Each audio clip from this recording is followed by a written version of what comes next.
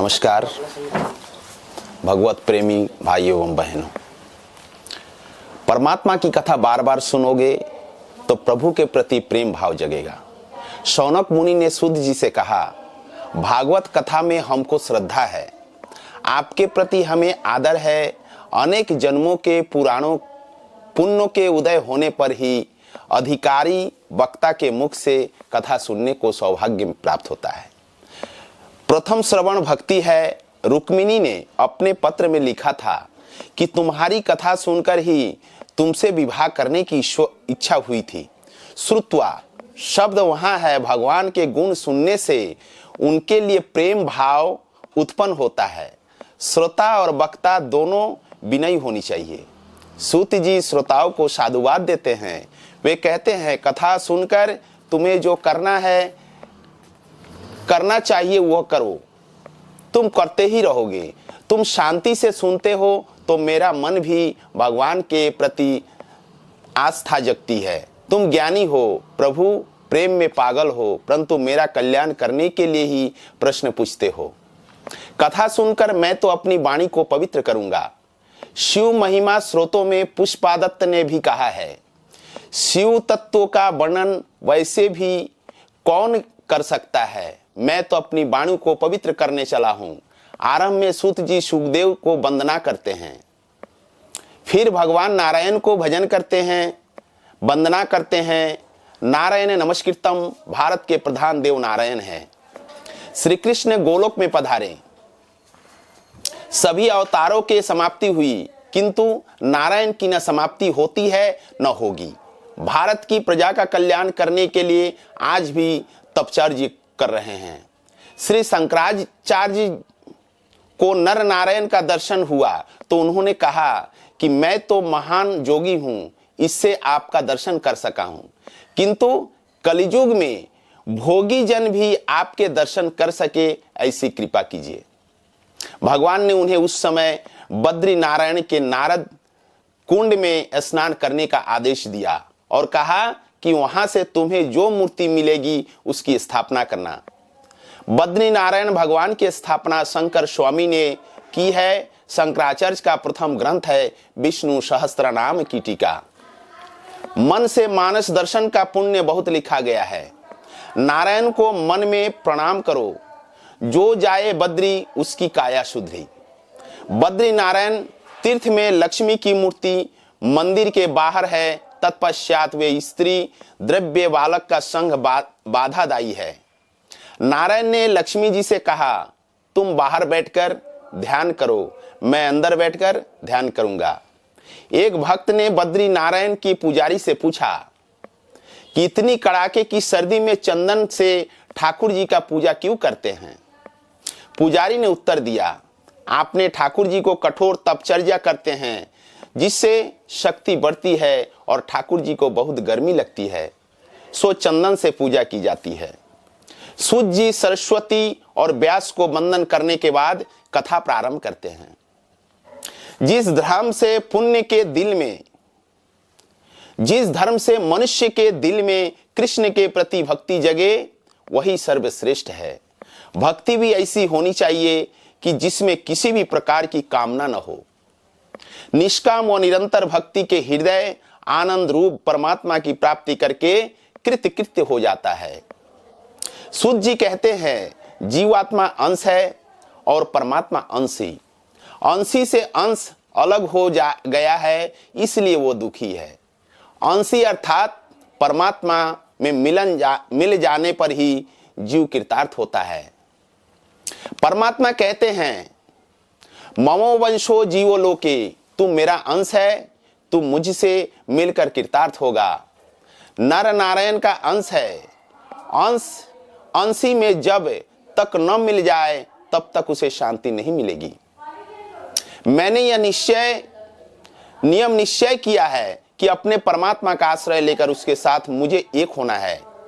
ज्ञानी ज्ञान से अभेद सिद्ध करता है, तो वैष्णव महात्मा प्रेम द्वारा अद्वैत सिद्ध करता है।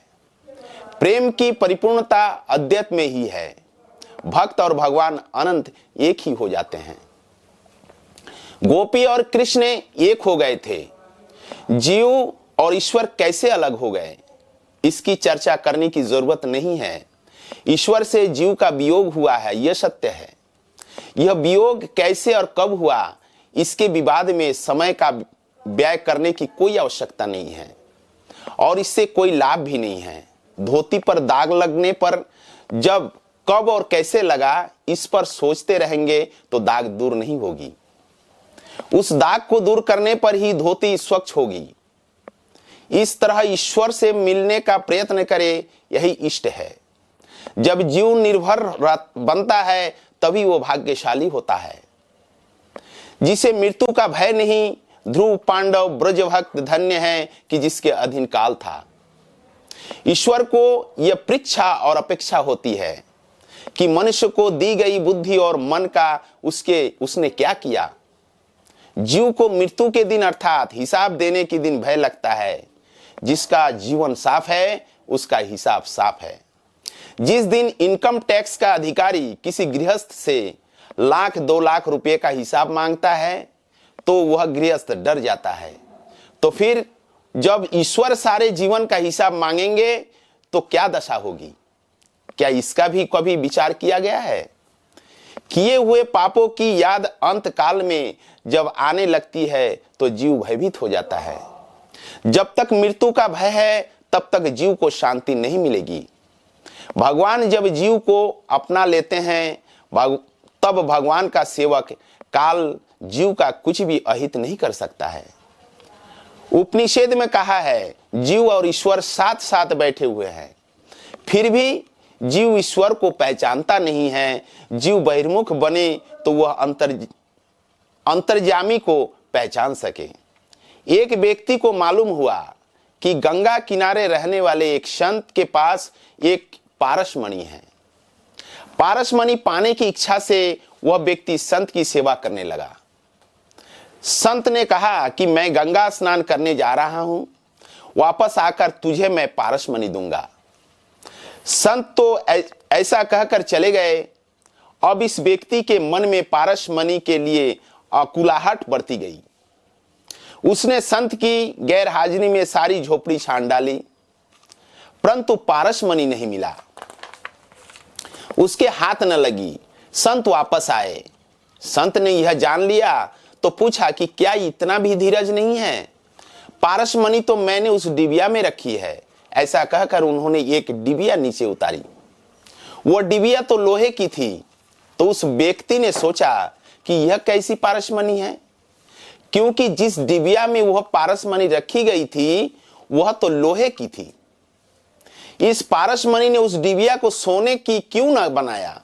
क्या यह पारसमणि असली है या यह संत मजाक कर रहे हैं? उसने संत से पूछा कि यह डिबिया पारसमणि के स्पर्श होने पर भी लोहे की ही क्यों रह गई और सोने की क्यों न बनी? तो संत ने उसे बताया कि वह पारसमणि एक गुदड़ी में रखी थी, वह आवरण में थी, सो डिबिया सोने की न बनने पाई। इसी प्रकार ईश्वर और जीव हृदय में है, एक ही स्थान में रहते हैं, परंतु दोनों के बीच वासना का पर्दा लगा हुआ है। फलत दोनों का मिलन नहीं हो पाता है। अर्थात ईश्वर को जीव पहचान नहीं सकता और जीव का ईश्वर से मिलन नहीं हो जाता। जीवात्मा डिबिया है और ईश्वर पारसमणि। दोनों के बीच पर्दा है जिसे हटाना आवश्यक है। अहम और ममता रूपी चिथड़ा दूर करना है। साधना करने पर भी सिद्धि न मिले तो साधना के प्रति साधक के मन में उपेक्षा भाव जागता है। जीव साधक है, सेवा स्मरण साधन है, श्री कृष्ण साध्य है। विष्णु भगवान की भक्ति करना पुरुषों का परम धर्म है। लोग मानते हैं कि भक्ति मार्ग बिल्कुल आसान है। सुबह भगवान की पूजा की, बस हो गई छुट्टी, फिर वे सारा दिन भगवान को भुलाए रहते हैं। ये भक्ति नहीं है। 24 घंटे ईश्वर का स्मरण रहे, यही भक्ति है। भक्ति में आनंद है, किंतु मनुष्य केवल शरीर से भक्ति करता है, मन से नहीं। वाणी भगवान के नाम का उच्चारण न करे तो यह सब व्यर्थ है। मन संसार के विषय में रमता रहे और शरीर ठाकुर जी की सेवा करे तो वैसी सेवा में कोई आनंद नहीं होगा। सेवा में क्रिया मुख्य नहीं है, भाव ही प्रधान है। सब विषयों में से मन को हटाओगे तब सेवा में आनंद आएगा। सेवा करने बैठे हो तो पहले भावना करो। सेवा करने पर भी भगवान के दर्शन न हो सके तो दोष अपना ही दो। सेवक को सेवा करने के बाद मेरा पाप गया, मेरा दुख गया, मेरा दरिद्रता मिट गई, मैं कृतार्थ हुआ, ऐसी भावना होनी चाहिए। सेवा करने पर ऐसा भाव नहीं हो तो सेवा पूजा से कोई आनंद नहीं होगा। संसार के विषयों को मन से हटाओ, जब तक नहीं हटाओगे तब तक सेवा में आनंद नहीं होगा। सेवा यह भावना है, परमात्मा की सेवा तभी होगी जब संसार के विषयों से प्रेम कम होगा। परमात्मा से प्रेम करना है तो विषयों का प्रेम छोड़ना ही होगा। प्रेम गली अति साकरी, तामो दो ना समाई। प्रेम की सकरी गली में दोनों का निर्वाह नहीं होगा। जगत का बंधन तो छोड़ोगे तब तक ब्रह्म संबंध नहीं होगा। संसार के विषयों का मोह धीरे धीरे छोड़ो। संसार को छोड़कर कहां जाओगे? संसार त्याग करने की आवश्यकता नहीं है, विषयों का मोह छोड़ने की जरूरत है। व्रत में त्याग करने की आज्ञा है, वह हमेशा के त्याग के लिए हमेशा का त्याग हो नहीं सकता, इसलिए व्रत विधि बताई गई है। धीरे धीरे संयम बढ़ाओगे, वैराग्य बढ़ेगा तो ईश्वर सेवा में ध्यान में अनूठा आनंद आएगा। एक समय एक चौबे जी मथुरा से गोकुल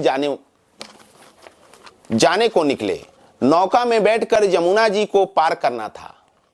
चौबे जी भंग के नशे में थे।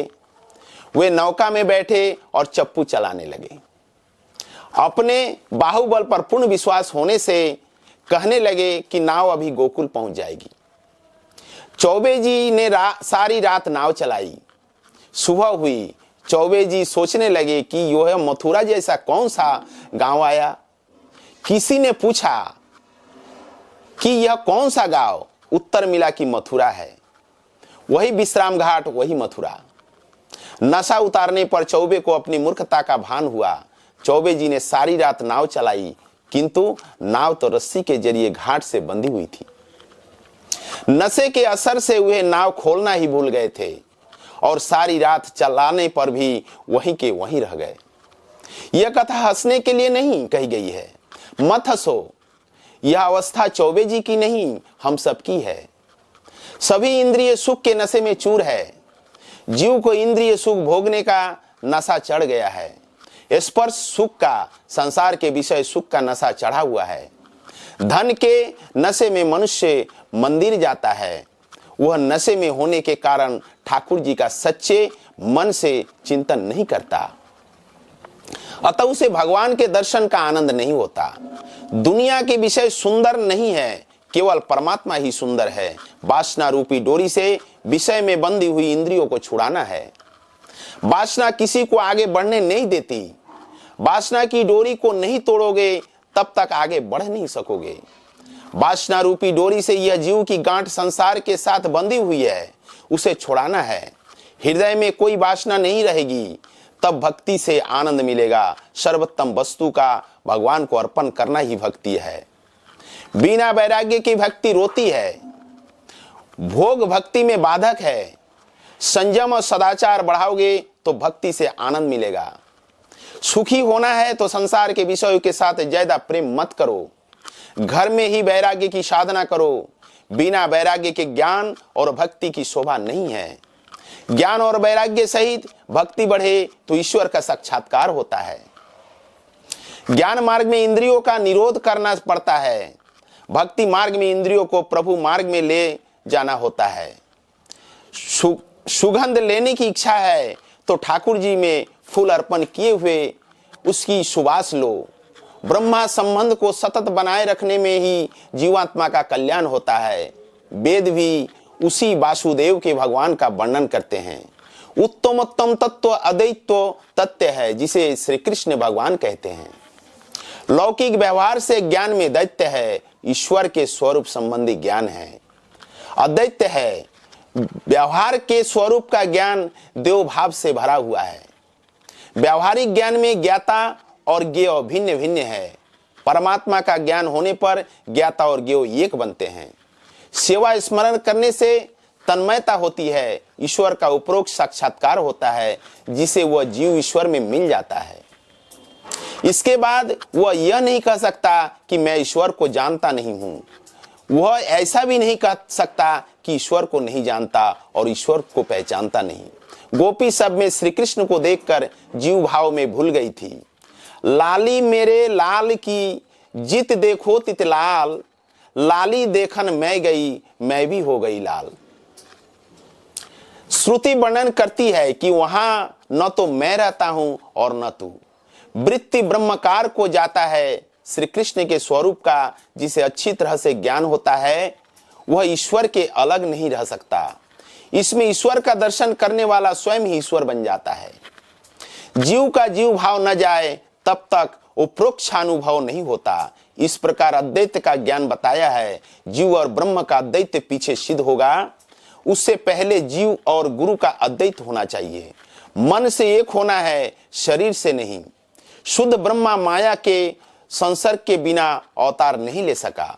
100 टन का सोना नरम होता है कि उससे जेवर की गढ़ाई नहीं हो सकती।